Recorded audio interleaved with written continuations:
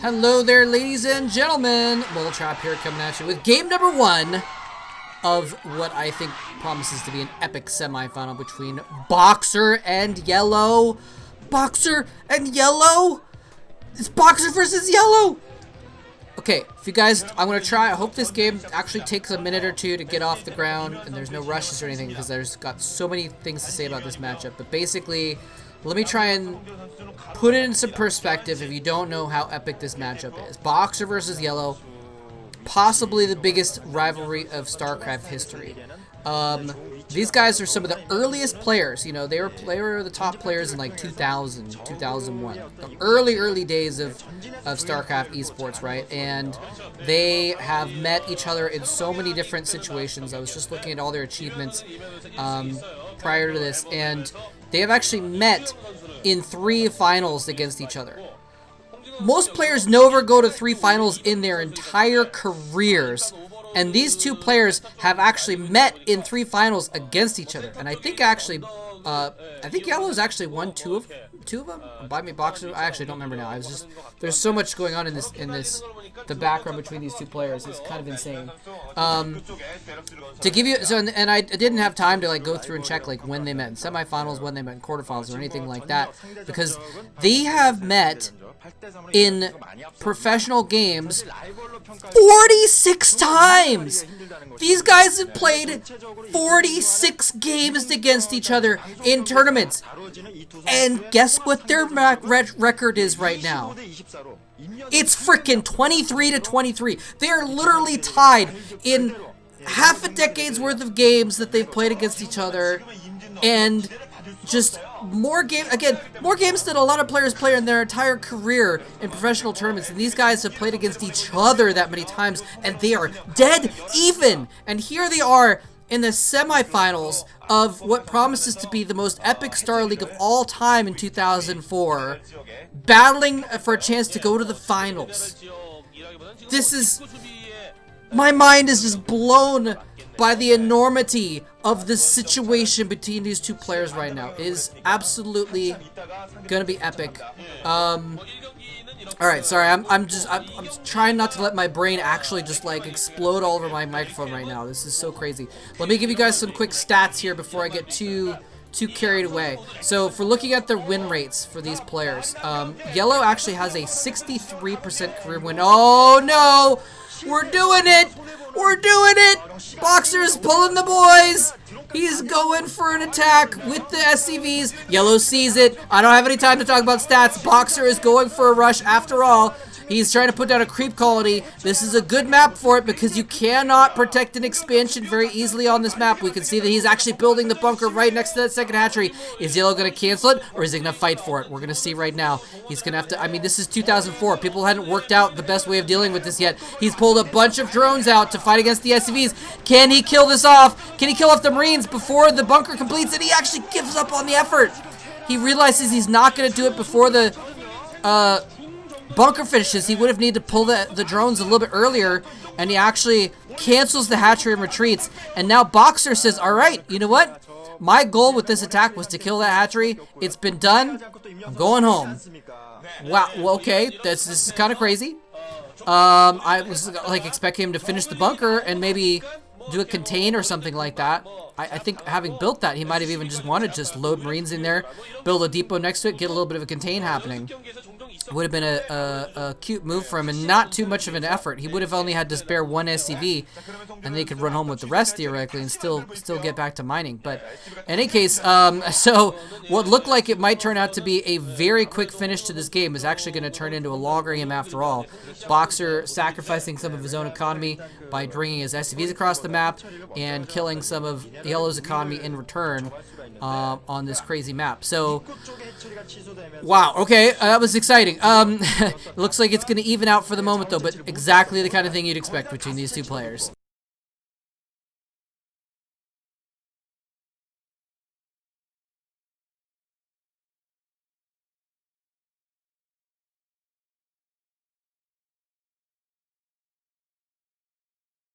Just to get back to kind of some predictions based on the performance of these two players.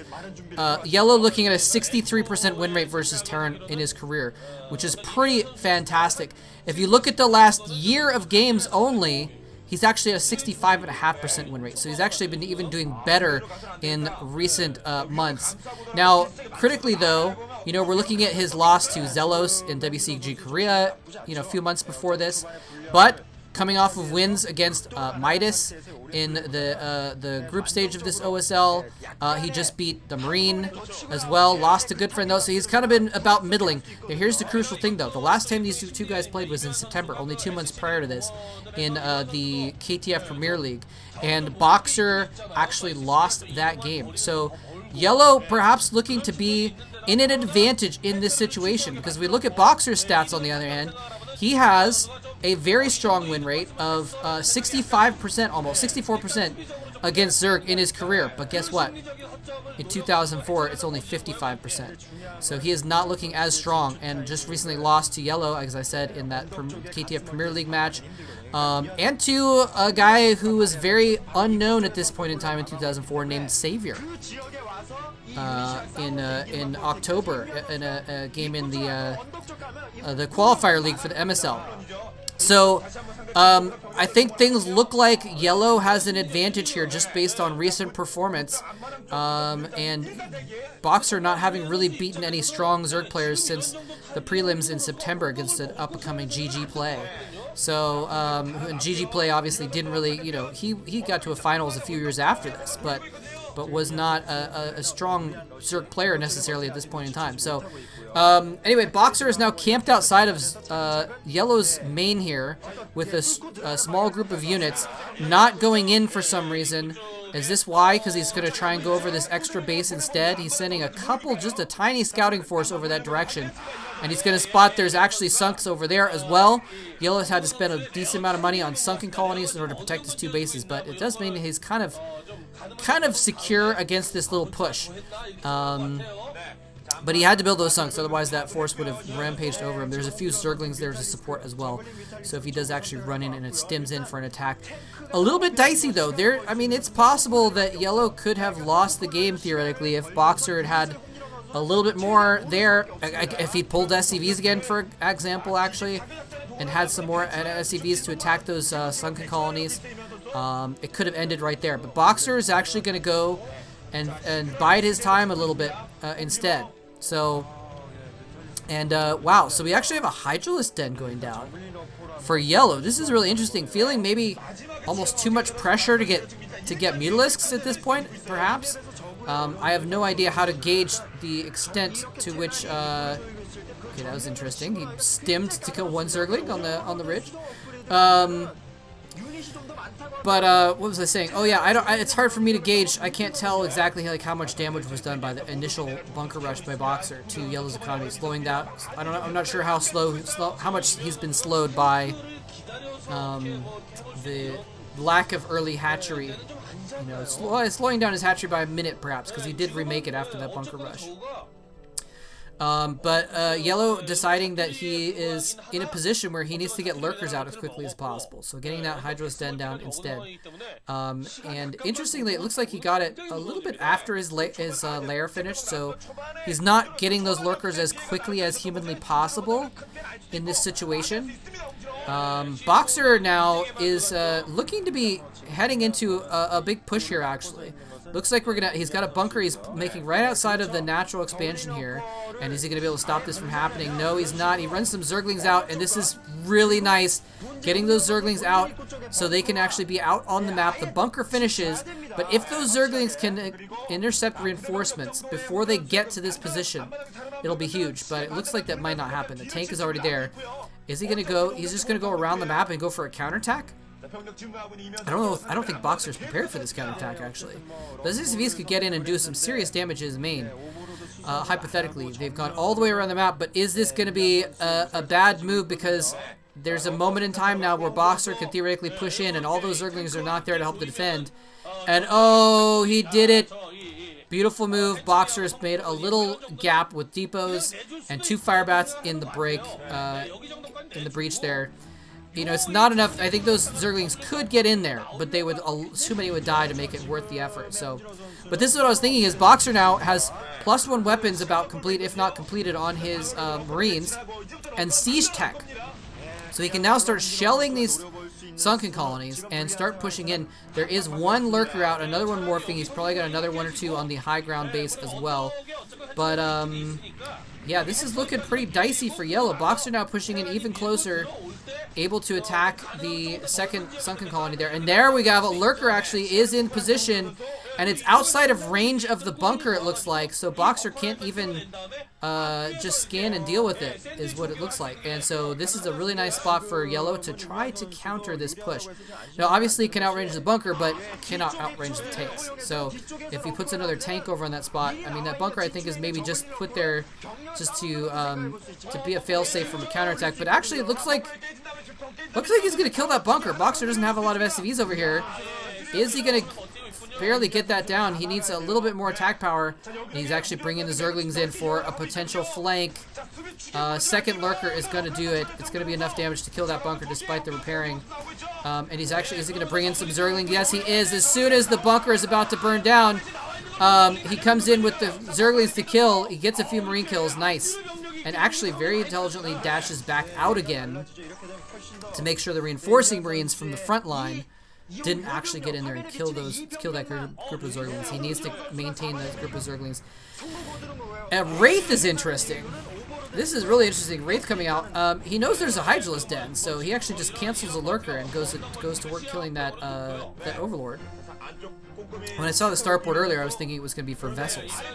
But, you know, might as well make a Wraith first. No harm in that. You know, very little harm in that. He spent the resources, obviously, but it's actually a pretty good investment because now he can kill off Overlords. He can have that as a little bit of an extra support against Zerglings if the Zerglings try and surround his tanks and his units or something like that. But Yellow is under siege, and things are not looking good for him right now. He's kind of, I mean, this is a map that's just so hard to maintain control of your second base, your second full base, because of the fact that it's separated. You can't have a choke point that protects both. So he's had to build twice as many sunken colonies, and it's impossible for him to really rejoin troops that were created at either hatchery. So, yeah, not a good situation. And look at this beautiful defense here by Boxer as well, making sure he's well defended against a counterattack theoretically as well. It looks like he's gotten those lurkers and lings out on the map.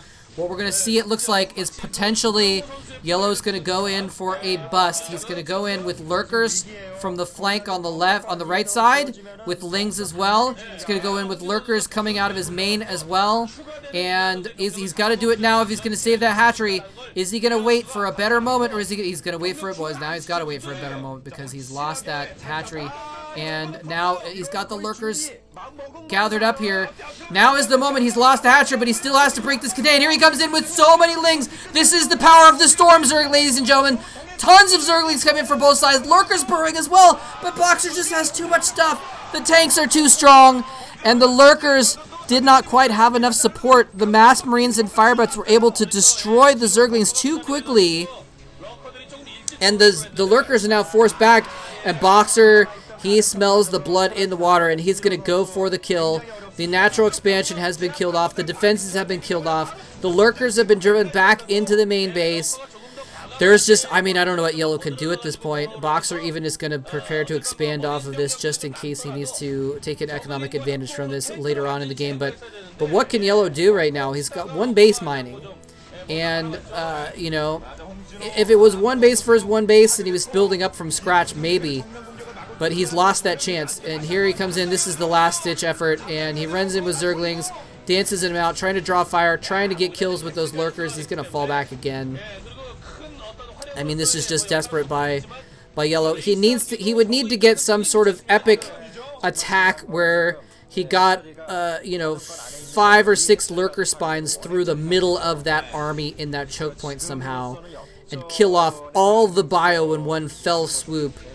And to fell Boxer, but I don't think it's going to happen. He does have 5 lurkers, but I think this is too strong of a push here. Yeah, I mean, that's kind of what I mean. That's what he tried to do before. Here's second attempt. He's going to try and do it one more time. Can he get enough spines down onto those bio? They do fall back to the bunker and the tanks. YellOw's going to go in for one last final push, and all of the lurkers die while they're moving in for the kill, and they instead are the ones killed. So there's the GG coming from YellOw. Boxer taking the advantage 24-23 in their career rivalry, which, by the way, I think it's kind of funny. I wish it had been their first game ever, but their second game they ever played was actually on a map called Rivalry. So that would have been pretty epic if that had been their first tournament game they played. But anyway, Boxer up 1-0 crucially right now in this tournament. The past tournaments do not decide what's going to happen right now. Only these games matter, and Boxer goes up 1-0 in this semifinal series. 2 more games needed for him to advance to the finals to play against his protege, Uv, who's already defeated Reach, who's maybe another one of Boxer's rivals, actually. So, but that's just one game, though. This map was probably not the best for the Zerg player. In fact, maybe I should probably check out the stats of this map in TVZ, because I don't think it's going to be very much of an advantage. So, but there's more games to play, and we'll see if YellOw can bring it out in game number 2 to even up the score and potentially overcome this deficit that he's sustained now, and make it to the finals against Uv. All right, thanks for watching. GG.